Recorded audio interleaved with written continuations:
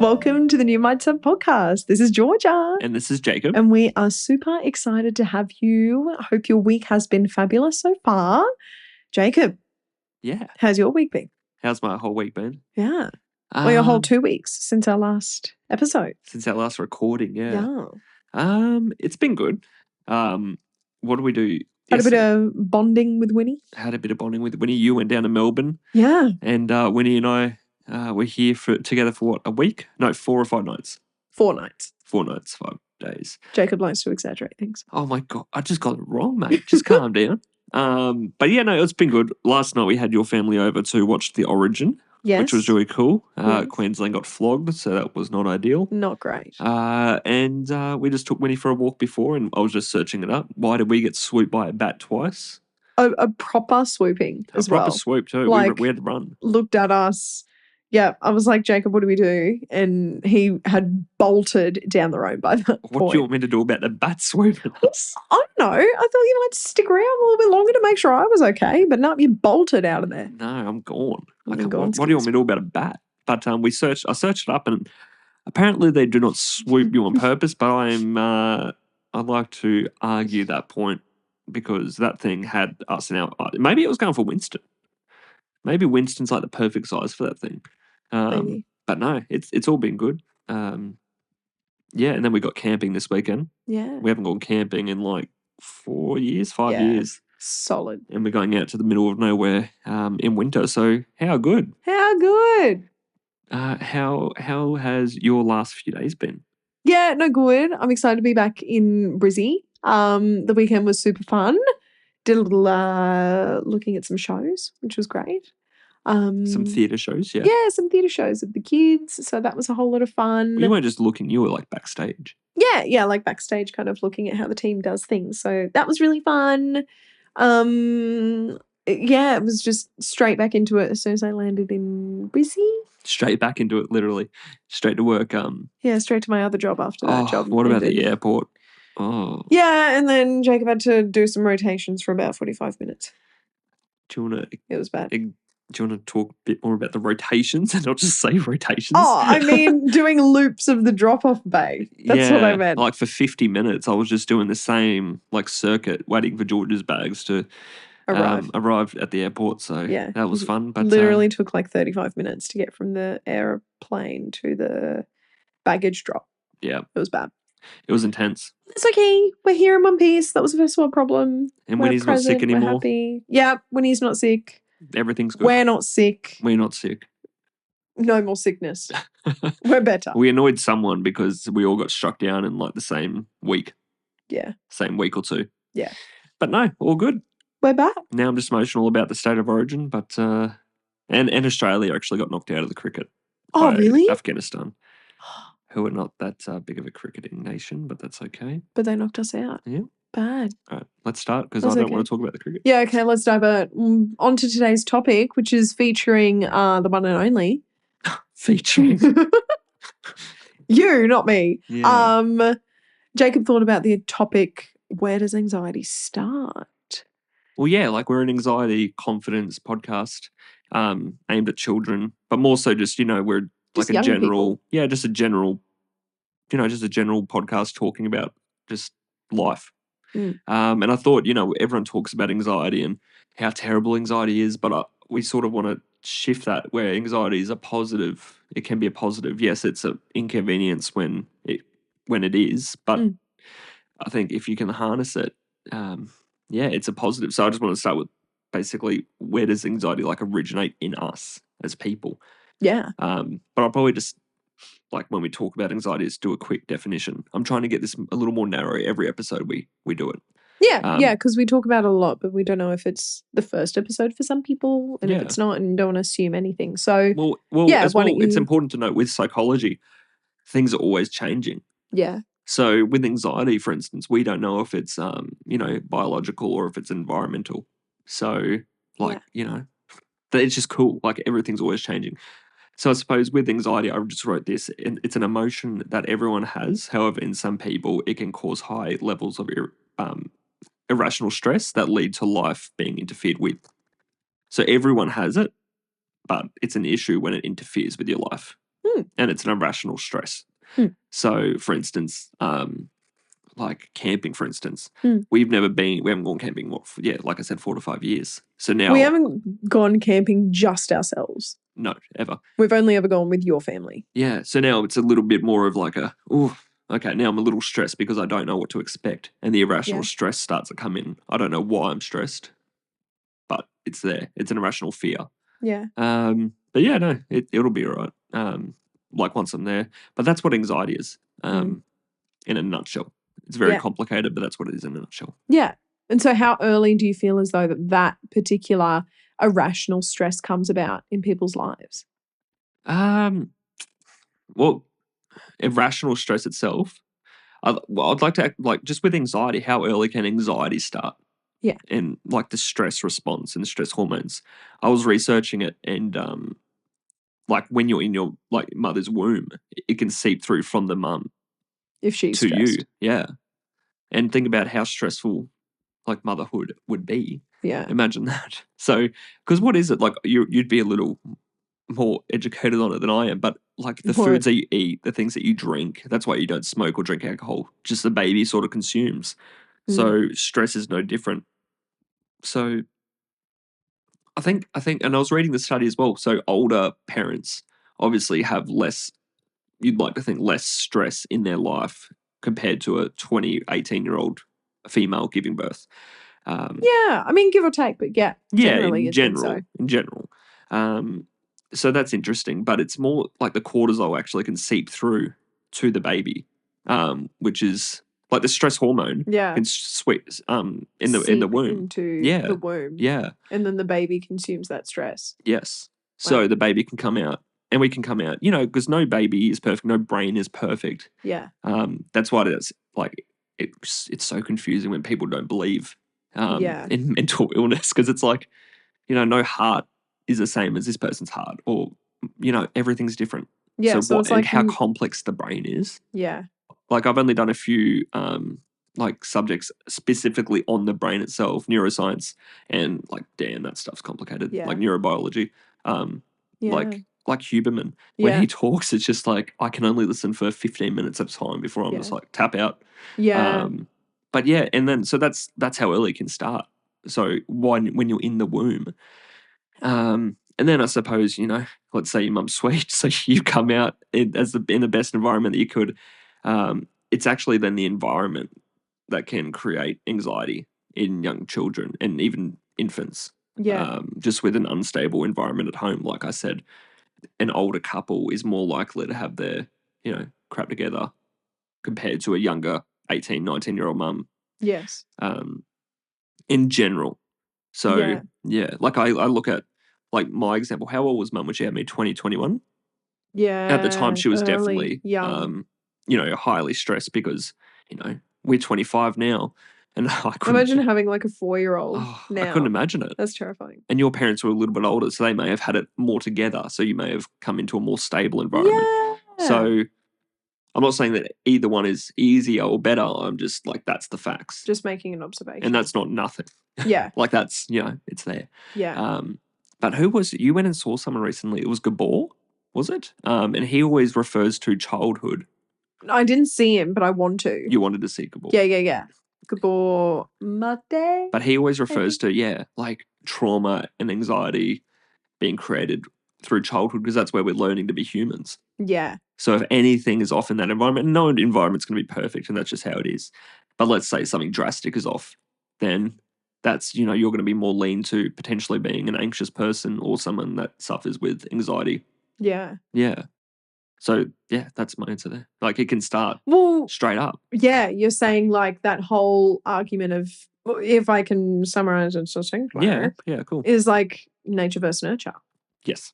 Like where does it originate from? And I think that's just an ongoing question. I think honestly, it's neither like here or there. It's just both. Yeah. Like, how could it not be both? Like, obviously, an environment can shape who you are and your emotions. Yeah. But so can, like, the creation of you. Yeah, the actual, the the literal biological environment that created you. Yeah. Can have the massive impact. 100%. Yeah, that makes sense. And they always talk about, genetics. you know, if like your diabetes, it's always, what was it, like the daughter of the mother? If the mother's got diabetes and the daughter's more likely to have it, I then think it's actually the father. it's the father. Yeah, I think Oh, if the father's has the diabetes, then the child is more prone yeah. than the mother, Like how could which I that? think is weird. But anyway, But yeah, like how could that not? How could that not be the same for mental health? yeah, Like anxiety, depression. yeah, You know what I mean? Like it's crazy. yeah. Yeah, because there's so many studies, and I could not quote one, but there's so many studies about. Sorry, There's just so I don't many. know. There are. Yeah, There's heaps. But I can't be like, this is the specific research scientist. that's fine. But I know that there's things out there that say the impacts of mental stress and chronic anxiety on the body. Yeah. And how does that not influence a baby if you were to feel chronically stressed while having a baby? Yeah. You know what I mean? But I shouldn't say like don't have a peaceful birth, but like in all of the lead ups to the creation of the baby inside of you. Yeah. Like, how does that not have an impact? I think that is a thing though, isn't it? Like as a mum, you've got to make sure that things are as less stressful. Yeah. Well, it's like least stressful as possible. Well, that's like why, and that was just through personal experience from not me, but a friend. Like they went through IVF and the amount of times that there was rejections from certain eggs because the amount of stress that the wife was under is like nothing was successful because of the stress. Yeah. Yeah. So taking it back to like anxiety, yeah, it literally could start in the womb. Yeah. Yeah. Literally in the womb. Crazy. Yeah. So do you think not unsurprising though? No. Like No. Yeah. Exactly. So do you think that there are any specific kind of examples of where anxiety could originate from, where it disrupts the environment? Because we kind of have talked about environment disruptors. Yeah. Like we've talked about the womb and stress and pregnancy. Like that stress going to like, the child's central nervous system. Yes. Developing central nervous system. Yeah. Yeah. True. It's not even established. Yeah. So, yeah, no, cool. So things that like events that disrupt our environment that can create an anxious person or an anxiety. Like anxiety does it like Yeah, disease. well, I like what you just said, environment disruptors. Yeah. Things that disrupt the environment. So I've got, how many have I got here? 3 or 4. So I'll read these ones out, and then I'll probably read the ones I like to give sort of personal experience so that someone can relate to it. Yeah. So divorce is a huge one, and like we're specifically talking about kids here, but it could be, kids, children, youth, even young adults. Adolescents. Like divorce for anyone is hard. Yeah. Or even if you're a parent, like divorce in your own relationship.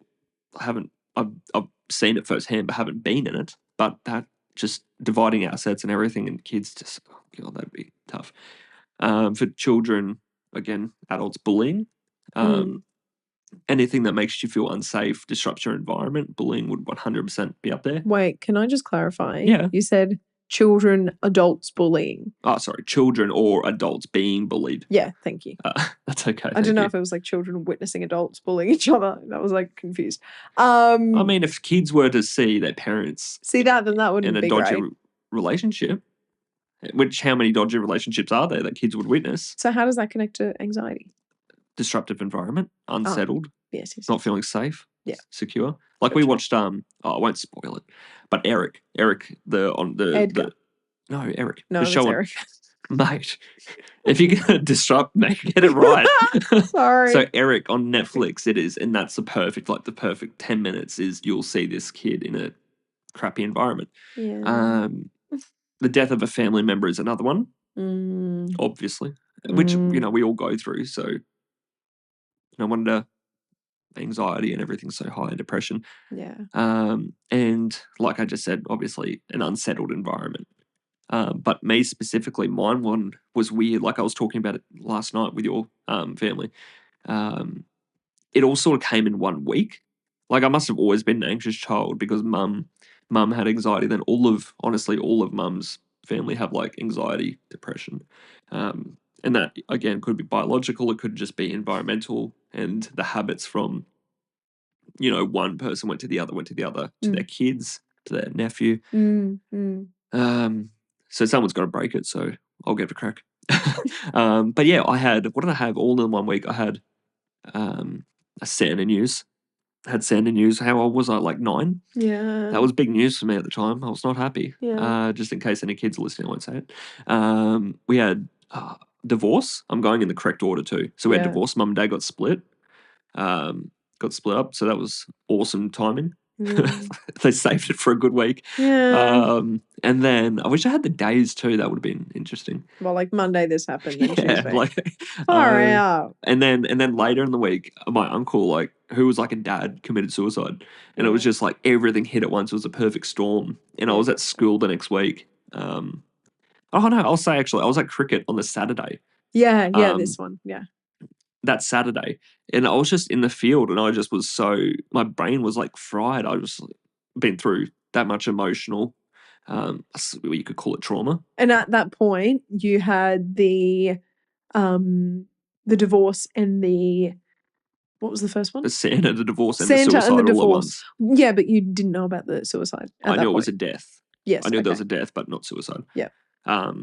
That's a funny story I can tell later. How I found out about the suicide part. Yeah. Far out. Thank you to my psychiatrist back then for Yeah. lifting the lid Doing that on one. but no, I was at cricket and I could not focus on anything. And the ball went up and I'm just looking at it. It's hit me square in the face. And I'm just like, holy Oh, this isn't God. what I I was like, was thinking damn, I about. just got smacked in the face and I didn't Yeah. even know about it. Yeah.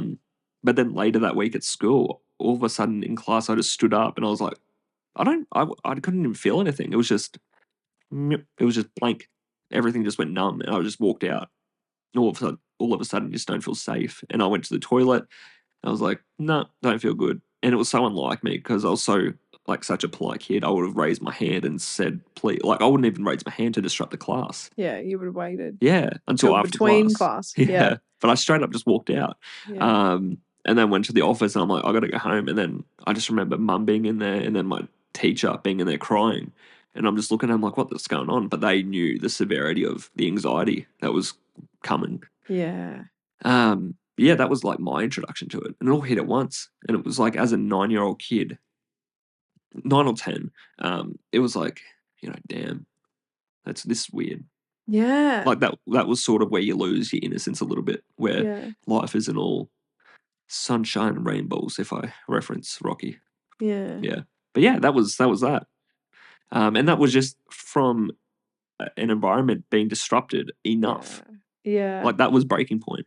So that's why you feel as though that you weren't typically anxious before that. I was always an anxious kid, but that sort of brought on the anxiety attacks and that sort of thing. Like that made anxiety severe enough where, I had to see a psychologist and medication and things like that. Yeah. That's where, because I think a lot of kids are shy. Yeah. But that's what we want to do. We want to build, well, especially your confidence, to bring confidence into children. But it was sort of like, was I a shy kid? Was I an anxious kid? But definitely anxious. Yeah. Yeah. Yeah. That was my personal experience. But like I said, everyone has anxiety. It's just that I wasn't able to properly regulate mine, potentially due to the environment just being disrupted too much. Like my safe place was home and it was like that was taken away. You know what I mean? Then what happened with the leading months afterwards of you like being stuck at home? Oh, yeah, true. So I was at home for like 3 terms at school. I think this was grade 5 or 6. So I missed like 3 terms, which I always love to reference to. That's why I don't know how to do long multiplication He will never let me live it down. or long division. I remember I got into a uni exam and long division came and I'm looking at it and I'm like, yeah, look, this isn't going to happen today. I don't know this. I'm glad you're here, but I can't do it. Yeah. So yeah, for the next 2 or 3 months, or however long 3 terms is, it's longer than that, isn't it? It's like 4 or 5. Yeah. I got really good at Wii Rugby League. Yeah. Wii Rugby League, I am so good at because of that. I played it every day. Because, mum was working, and I think dad was working. He was overseas as well at the time. And then, my siblings were at school. At school. So it's like, okay, well, what am I going to do? What can I do? Yeah. And yeah, played some of that and then just training at wicket keeping. And got really good at that because of the time I had on my hands. Yeah. But I know some people at the time, like I'm just thinking of this now, the pressures that mum would have felt to put me back in school immediately were really strong, even from parents of friends that we knew. they were like, why is he at home? What's he Oh, doing? like the external pressure that Yeah. she would have felt. Yeah. But she was really empathetic because she had obviously gone through it herself. So I'm very lucky that I had that Yeah. sort of support, and I was seeing a psychologist. Because with anxiety, I know not everyone can bloody have 4 or 5 months off. That was just in the position I was Yeah. as a little kid. But yeah, I just needed patience. Like, I needed some patience and help, really. That's what I needed. And I had that. And now it's sort of given me the tools to look after myself and then other people now. How did you know what you needed? Well, I didn't know what I needed, Yeah. but my mum and psychologist obviously knew, and I was gifted Yeah. that, Yeah. luckily, because I know a lot of Yeah. kids. I remember, oh, this is fun. I would like exposure therapy to get over the fact of I was so scared of going to school, just because everything felt so scary. Apart from cricket, cricket was the only thing in the world that did not feel scary, which is really weird. Do you think it's because you're thinking about something else and not pondering your thoughts all the time? Well, anxiety's always there. Yeah, but I mean, you're actively thinking about the game. I think my competitive side outweighed my anxiety. Yeah. Okay. I think. Yeah. I think. Um, what was I saying? No, exposure therapy. So Yes. mum would take me to school at 6 p.m. when no one was there, and I'd just walk around the grounds. So if anyone has a kid that is going through this is an awesome exercise. Yeah. So I got dressed. I got dressed in school uniform, which is scary back then when you're, highly anxious. And you just walk around school and it's like, okay, I'm here at 6 p.m. No one's here, but I'm dressed, ready to go, and nothing's bad. Nothing bad has happened. Mm. Whereas probably a month or two before that, I was like in the principal's office with mum on the ground, like crying because they were trying to get me to like force me to go. This is before we knew anything was seriously wrong. Yeah. Yeah. So it's honestly just going with the flow. Like, as long as you're respectful of yourself and then of your kids, obviously, then you can't really go wrong. Yeah. There's no, there's no like playbook on Yeah. how to fix it. Everyone's different, but it's just being patient, empathetic, and trusting the process. Yeah. And seeking help, though. You got to seek help. Yeah. Yeah. Do you? No, that's a silly question. What? Well, how do you think you would have gone if you hadn't had that support? Oh, I would not have want to known. I do Yeah. not want to know. It would Like have the been. level of support that you did and the patience to be able to, be at home for as long as what you did as a kid. What do you think the impacts would have been if you hadn't had that? Probably resentment, I'd say. Resentment Who? toward everyone. Because I would have believed at the time that the world is this place that's trying to get you and hurt you. Yeah. And then being forced into that world with the help I didn't get would have been I would have resented everyone. Yeah, right. Yeah. And then, like we've said it before, like depression, like I also have that, which is fun. I see a little bit of OCD too. This is fun. But yeah, like it all would have like come crashing down. Yeah. But I was really lucky to have just seeing a psychologist was such a weird relationship. Yeah. Like this lady's like 30 and you're going in there and telling her everything. And you're 10 years old. Yeah, 9 or 10. Yeah, it was really cool. Yeah. But sport definitely helped me. Yeah. Yeah. Yeah, that's Nice. cool. That was a deep dive. Yeah, that went deep. But I know like a lot of people with anxiety just feel so isolated. So when you hear someone else that actually has it and sort of had it for a little while now, you don't feel as crazy. Yeah. Because it's so easy to get isolated with it because you avoid of going to events. Like I was talking, like with someone close the other day, and it's like if you've got a appointment at 2 p.m., your whole day's ruined. Yeah, because you're thinking about it. Yeah, because you're anxious about that appointment. At 2 p.m. Yeah, and it's like, and then you bloody don't go to the appointment, and now you're guilty, and you've wasted a day. So it's just this awful recurring bloody circle. But that's if you're in the middle of it. But we got things that we can do now to help people. Yeah. Yeah. What would you say to someone who, because you've obviously come from experience of someone who's had it for quite some time, and you're talking about those things that happened in maybe early childhood that were disruptors. What about for adults? Like, what kind of disruptors are there that trigger people in adult life? Yeah, I think like the blanket term would be uncertainty. Like anxiety loves uncertainty. Yeah. And everyone, like I'm just going to keep repeating it and repeating it. Everyone has it because Mm. I don't want people to think, oh, anxiety is just a trend. It's a Everyone thing. literally has anxiety. Mm. Everyone has sadness. But yeah, like divorce, anything uncertain, because anxiety wants certainty. It wants to know what's happening so it can feel safe and protect you from what's coming. Mm. Any trauma event, like we said, suicide of a friend, family member, like death of anyone, bullying, even in the workplace, Mm. divorce, being fired, like any basically like an event that disrupts your life. Yeah. And then I just wrote here, not managing the 1% efforts over a period of time, which I really like. That's something what have I done in the last few months? Sort of written out these check boxes, and it's like they're 1% efforts, make the bed straight up, which I've got to get better at. Mm. Mm. 3 liters, 3 liters of water, no takeout, no ordering food. There's heaps of them. We should upload it.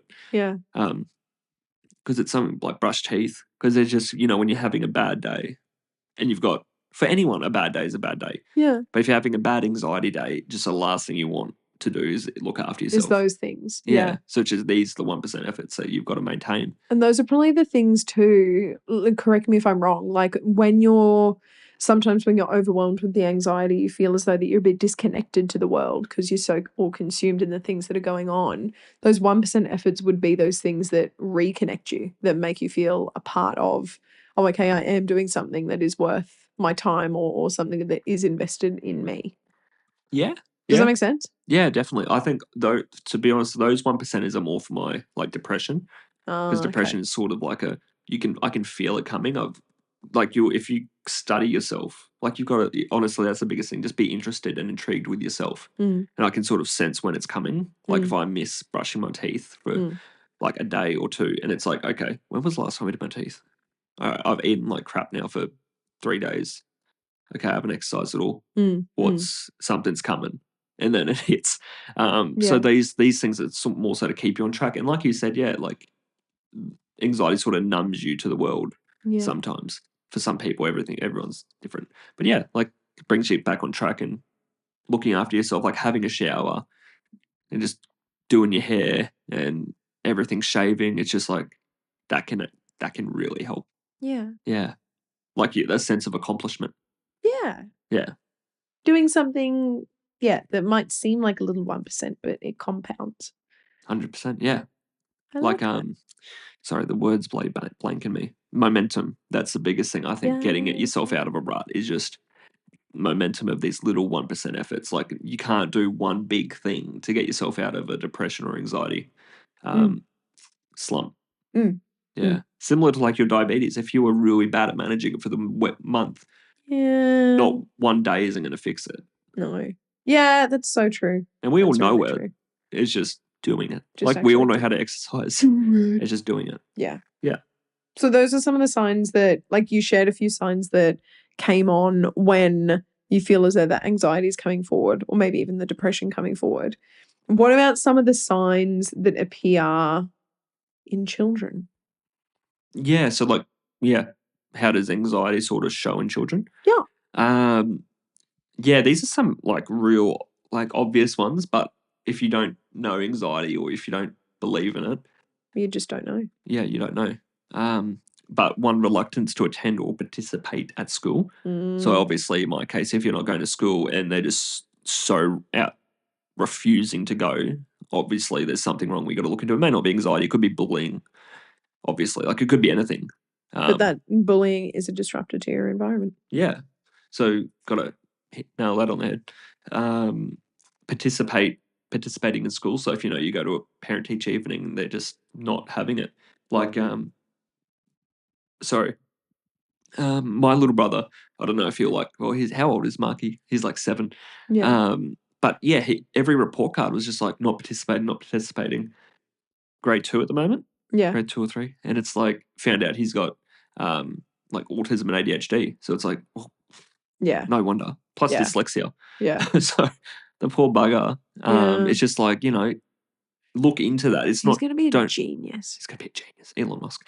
But don't just look into it, and it's like actually look into it and don't read it at face value. Like Yeah. don't read these things. Like I said, be intrigued. It's your kid. Well, meet yourself. meet it with like genuine Curiosity. Yep, Curiosity. that one. Rather than sometimes it can be met with frustration and anger and disappointment and all of these negative feelings, but that's because of that lack of understanding, or that like, I don't understand what's going on, so I'm just going to get angry at the world. But it's like, no, okay, you're doing something that isn't with the norm. Why is that? Yeah. Get curious. Yeah.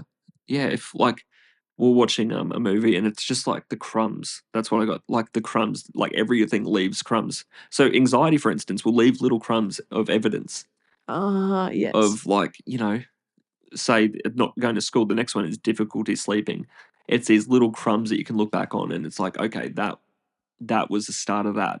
But if you can be curious and in it, curious, but in the moment as much as you can, just be intrigued Yeah. with your kids and yourself. Like, geez, Yeah. it's not hard. Yeah. We should be intrigued. Yeah. Yeah. The next one is often complaining about stomach aches, which falls under somatic anxiety. So for me, obviously, rushing to the bathroom, is somatic anxiety. It was no longer in my head; it was in my stomach, and my body was trying to communicate. Next one is, I did this a lot, faking illness. The amount of times I woke my mum up at 2 a.m. and it's like, Mum, I am so sick. Yeah. And she's like, okay, you don't have to go tomorrow. They're like, we'll take you to the doctor. And I just went back to bed. I'm like, yes. Yeah. Yeah. Best sleep in the world. Yeah. And yeah, she could see through it, but obviously, like kids faking illness, that's a sign. Yeah. And that's quite common. Yeah. Very common. And obviously, a lot of kids fake illnesses just because they don't want to go to something like the shops. Yeah. But try to just see the pattern if it happens repeatedly. Well, that's it. I was just going to say, like, there should be a pattern. Yes. If it's something that's just more than one irritable thing, because the amount of times that we did sickness not to go to sports carnival, swimming carnival specifically, who the hell can swim? Not this one. And yeah, talking about you, thank you. Not this one. I reckon you can swim better than me. You've seen me swim. I can't swim. I can float you face down. You can't swim to save your life. I can float face down. Yeah, and then you'll stay there, and then you'll die, and they'll have to resuscitate you. My God. No, what was I? I was like running carnival, which I did the throwing things at carnivals. The discus and the shot. Discus, shot put, javelin, any day. Running, no. Swimming, no. I had no upper arm strength. I had nothing. So it was just there we go. That's how relay. Match made in heaven. Yeah. Nice. But yeah, those signs are pretty obvious. It's just being open enough and not stupid enough to see those things. Yeah. And don't be naive. Yeah. Yeah. Yeah. That's really cool. I like that. Good. Thank you for sharing. That's okay. Is there anything else you wanted to share? No. That's good. I think we got a lot. Like every episode is just going to be cool. Yeah. Just covering heaps of things. So this was more so like, where does it originate and how you can see the early signs in yourself or your children. Yes. Yeah. I like it. Cool. So my random checkout question. Your random checkout question. Random checkout question, because we were just talking about originate. Where does anxiety originate? Made me think of original. Then made me think of original Disney princesses. Which one would you be? I'm always so nice with my questions for you. Like, I always relate it back to what your interests are. I don't even know the princesses. You love Disney. Yeah, early Disney I love. Hence, original Disney princesses. Well, can you go? Because I've got to have a think. Okay, well, my favourite original Disney princess is... Oh, I have two.